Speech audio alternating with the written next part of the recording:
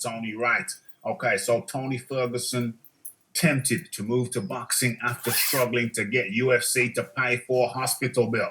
We've got boxing content coming up, folks, but I just saw this and I want to talk about it. Made a note to talk about it. Okay, so Tony Ferguson is mulling over a boxing run after revealing that it took a while before the UFC paid for his UFC 249 insurance bill. Okay, So hopefully you can see what I can see. Tony Ferguson, one of the top guys in the UFC. I think he recently lost his crown, when was it? Now 6 months ago, to the Australian Volkanov or something like that. New Zealander Volkanov. Tony Ferguson took a 5-round beating at the hands of Justin Gaethje at UFC 249 last May. That TKO loss ended El Cucuy's 12-fight win streak that began in 2013. OMG. And just to add insult to injury, Ferguson says that his insurance bill for the fight wasn't immediately taken care of by the company.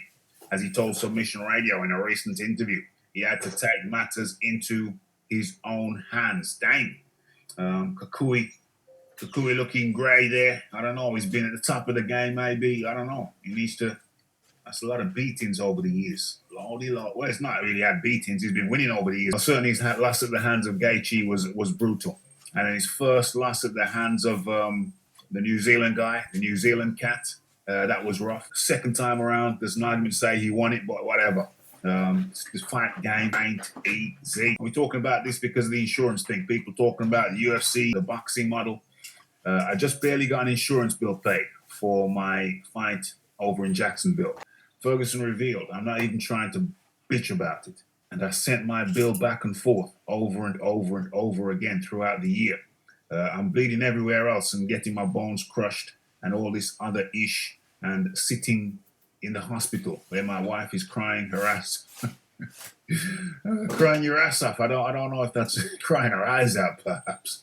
My wife is crying her ass off and we're trying to figure out what the I'm going to have surgery or not. Am I going to have surgery or not? And my bill won't get paid. No, you've got issues now. I made a phone call to the highest one in upper management and it got handled quick. And that's what I count on because they told me, if you have a problem with us, anything like that, you're our guy. You have to come to us. I talked to a lot of middlemen to handle ish in my life, and what I found out was that what I got really good at was handling business on my own self and learning the game. Ferguson's been focusing on his boxing skills under the tutelage of famed trainer Freddie Roach. He says that training helped him rekindle his love for combat sports, but he's also attempted to make a boxing run.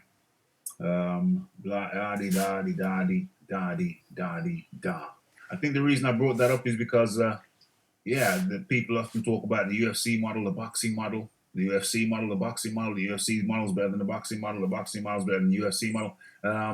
But you know, there's problem. Whichever model you're under, model you're under, you're going to run into problems. So it's not all music and light. There's some people who think it's all sweetness and light over the UFC. It is not. The Iron Kong. Yeah, it's kind of unfortunate what's going on with Tony Ferguson because he never got that big fight with Khabib. That fight, like it was like cursed. The fight just never happened. It was always something. The fight just never happened, right?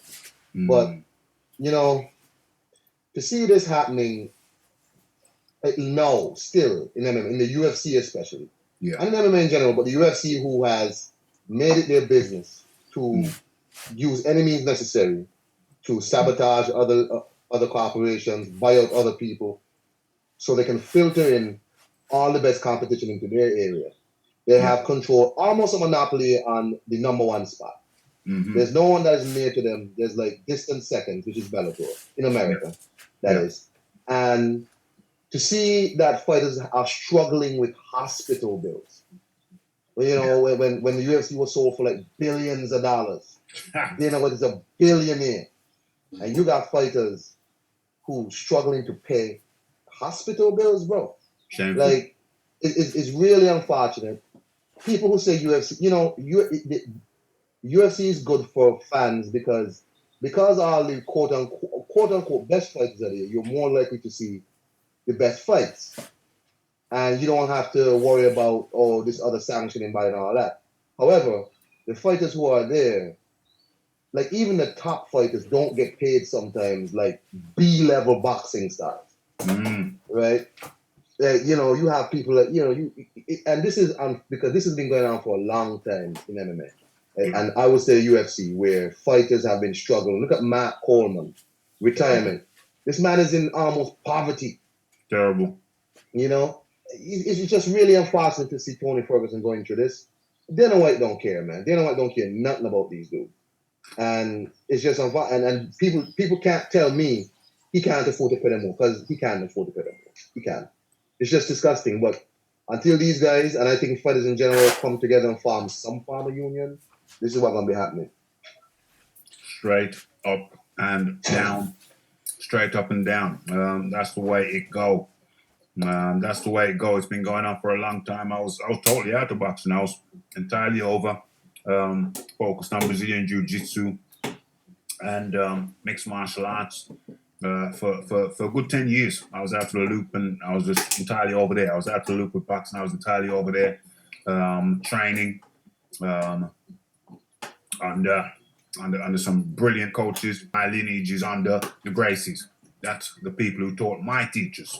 So that's my lineage, and I was deep in it for the whole thing at its peak when it was great. I was involved in it when it was great, and now it's just a money thing. Seems like when I was into it, 2004. That's when I got involved. Started training in it immediately. The different disciplines, the wrestling, the Brazilian Jiu-Jitsu, the Vale Tudo. When you put the two together, and I was engrossed for a good period of time, good chunk of time. It was just every show was like almost everybody was somebody. There was no make weight guy. There was no make weight. Well, there were make weight guys, but those guys were legends. You go back, and even the guys who only went in there a couple of times, their names are still memorable, or at least their faces. You had guys like the Marco Ruas. They called him what did they call him? Let me pull him up.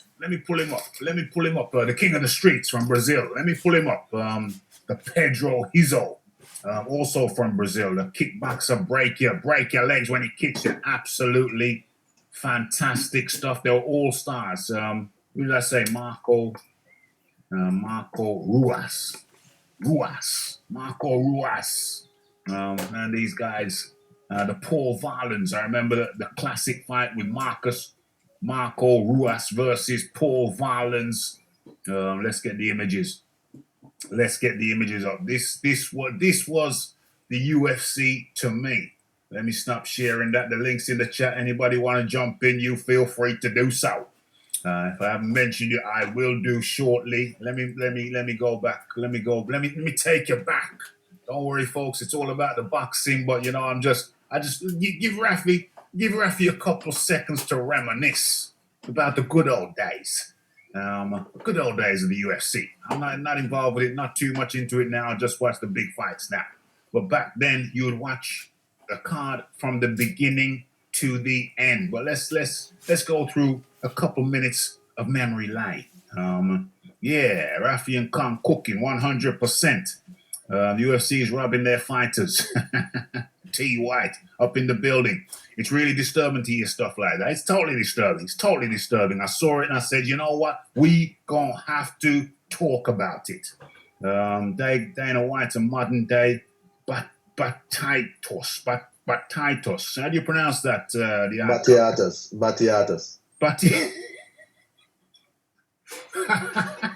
Who the hell is Batiatos? Who the hell is Batiatos? He's from the Spartacus series. He's like he's